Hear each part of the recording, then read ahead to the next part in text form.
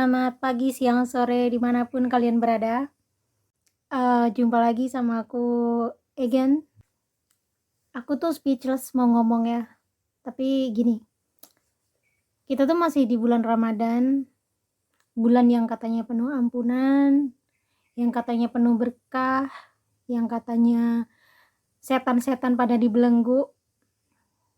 Kayaknya aksi demo tanggal 11 April kemarin seolah menodai kesakralan umat muslim yang sedang atau yang seharusnya khusyuk menjalankan ibadah puasa ini.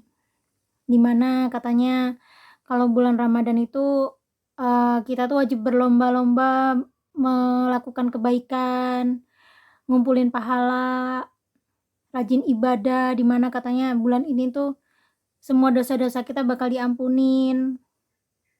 Bentar. Bakal diampunin. Terus yang 11 April kemarin, aksi anarkis terhadap seorang bapak berusia di atas 60 tahun itu diampuni juga. Seharusnya kalian mikir, tuh yang katanya pejuang atas nama agama. Agama mana yang kalian perjuangin? Agama buatan kalian sendiri? Agama versi kalian sendiri? Agama yang pemahamannya kalian karang-karang sendiri? Jangan ngatasnamain agama yang udah ada, yang seharusnya dia agama pembawa perdamaian, terus kalian nodain gitu aja. Kejadian tanggal 11 April kemarin tuh sungguh-sungguh bikin sesek dada, bikin malu. Kalau kamu mengatasnamakan agama yang aku anut, aku malu, ikutan malu. Apalagi kalau sampai yang tidak seiman dengan kita itu pada underestimate terhadap umat-umat agama ini tuh, aduh, apa ya, gimana ya, I think Nabi kita tuh bakalan nangis dalam kuburnya. Terus orang-orang kayak gini nih yang nanti bakal diselamatkan. Orang-orang yang kayak gini nih yang bakal dimasukin ke surga hanya karena agamanya, bukan karena akhlaknya. Seandainya iya, Tuhan, di mana ya keadilan-Mu? Ini menakutkan. Oke, kita bahas dulu ya masalah demo kemarin tuh apa. Jadi ceritanya demo itu mereka salah satunya menuntut agar Presiden Jokowi tidak memperpanjang masa jabatannya jadi 3 periode atau ada pengunduran pemilu. Tapi itu aneh bin ajaib. Orang Pak Jokowinya aja nggak mau kok masih di demo juga. Kalian tuh buang-buang duit negara. Kalian tuh buang-buang waktu. Kalian tuh merugikan banyak pihak. Oke, memang sih yang katanya demo tuh mahasiswa. Tapi di antara mahasiswa itu ada yang bukan mahasiswa, ada yang lulusan S5 pakai gorengan. So, guys, kalau intinya kan Pak Jokowi sudah menegaskan tidak akan memperpanjang masa jabatannya apalagi sampai jadi 3 periode. Oke. Siapa sih yang nggak bersyukur punya presiden sebaik Pak Jokowi, dimana mungkin setelah puluhan tahun Indonesia merdeka, semenjak ditinggalkan oleh rezim pertama kita, Bung Karno, terus berganti-ganti presiden, ya bukan nggak baik sih yang sebelumnya ya, pasti ada kebaikan, ada keburukan. Semua pemimpin itu nggak ada yang sempurna. Meskipun itu sedikit dan gak kelihatan ya, dan gak dipublish. Kita tuh harus take the reality gitu loh, terima kenyataan bahwa namanya manusia gitu ya, gak ada yang sempurna. Dia kelihatan kerjanya, terus dia kelihatan niat itu gak cuman niat doang, tapi dilaksanain gitu, ditunjukin, direalisasikan apa yang menjadi tugasnya. apa yang seharusnya dikasih ke rakyat. Banyak lah. Aku tuh bukan yang miskin yang terus harus butuh tunjangan atau bantuan dari pemerintah, enggak ya, tapi aku mengalami ya beberapa hal, salah satunya manfaat dari fasilitas publik yang udah dibangun oleh pemerintahan ini. Seperti jalan tol. Oke, aku tuh orang paling yang nggak tahan perjalanan jauh. Kalau zaman aku kecil itu atau aku remaja gitu, dari Jawa Timur atau dari kota tempatku tinggal yaitu Jember itu pergi ke Jawa Tengah atau ke Yogyakarta itu bisa seharian. Terus setelah ada jalan tol yang waktu itu masih berhenti di Pasuruan ya, belum di Probolinggo. Dari Pasuruan ke ya udah deh jalan tol terus itu tuh. Perjalanan singkat nggak sampai setengah hari. Kurang lebih 11 atau 12 jaman. Itu berangkat malam, pagi udah nyampe. Kalau dulu kan malam jalan, malam besoknya baru nyampe. Itu sih mending ya, karena apalagi ya pemandangan di jalan tol itu wow. Memang sih belum seindah yang di luar negeri yang di pegunungan Alpen gitu tuh belum, tapi it's incredible. Bagus. Bagus banget. Selain itu rest areanya juga bersih, terus banyak, terus ya perjalanan jadi lancar gitu, nggak ada ceritanya orang mabok perjalanan di mobilku waktu itu. Beda kalau pas belum ada jalan tol waktu masih lewat Pantura atau Pantai Selatan, jalur Pantai Selatan tuh yang lewat Blitar itu. Ya ada aja sih karena saking jauhnya tuh jadi merasa capek di jalan, sakit semua badan, kaki bengkak-bengkak gitu kan, ada gitu kayak orang-orang tua itu kan ngalamin kayak gitu. Tapi semenjak pakai jalan tol tuh ya ampun terima kasih ya Pak Jokowi. Oke, kalau yang lain-lainnya seperti bantuan-bantuan gitu tuh aku belum pernah nerima memang karena aku juga bukan orang yang membutuhkan itu, buat apa? Aku bisa kerja, aku nggak pernah dimanja sama yang 2 periode sebelumnya. Aku masih punya orang tua yang mau ngasih aku duit. Gitu. Masih nggak pernah mikirin harga minyak naik atau apa-apa yang naik turun itu. So, aku nggak akan komentar ke situ. Tapi menurut teman-temanku kebanyakan memang pada berterima kasih sama Pak Jokowi atas kinerjanya. Terutama teman-temanku yang ada di timur. Timur itu maksudnya kayak di NTT, Papua, terus ya daerah-daerah situ deh.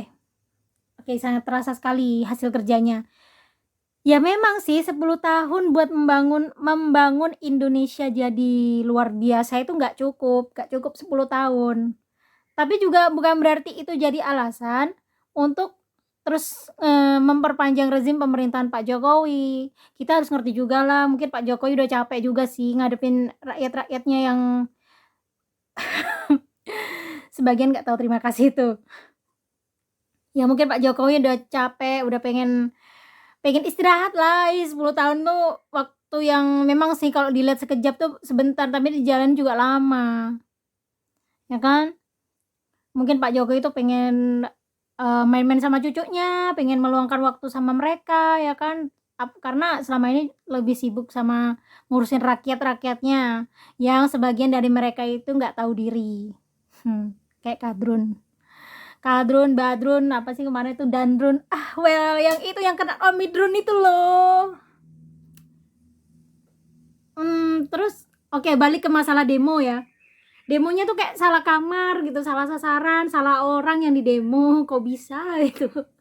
Yang disuruh mundur juga salah, bukan itu. Harusnya yang disuruh berhenti ngoceh itu tuh yang megalomania, Mr. The Old Man. Yang harusnya udah pensiun, udah udah senang-senang sama cucu, malah masih sibuk mikirin yang seharusnya mikirin yang bukan kapasitasnya lagi gitu. Gantianlah sama yang muda-muda, yang pikirannya fresh, yang pikirannya maju, yang udah mikirin metaverse, mikirin masa depan bangsa itu kayak apa, bersaing dengan negara-negara lain yang udah lebih maju, bukan makin mundur terus dikit-dikit debat agama, dikit-dikit debat apa. Ya kalau nggak setuju sama pemerintahan tuh ya nggak apa ya, bukan dilarang ya. Toh kita negara demokrasi, kritik lah, kasih kritikan tapi yang membangun, bukan yang kesannya menghina. Ingat loh, kritik sama menghina tuh beda. Kalau kritik, terutama kritikan yang membangun tuh jelas ada manfaatnya.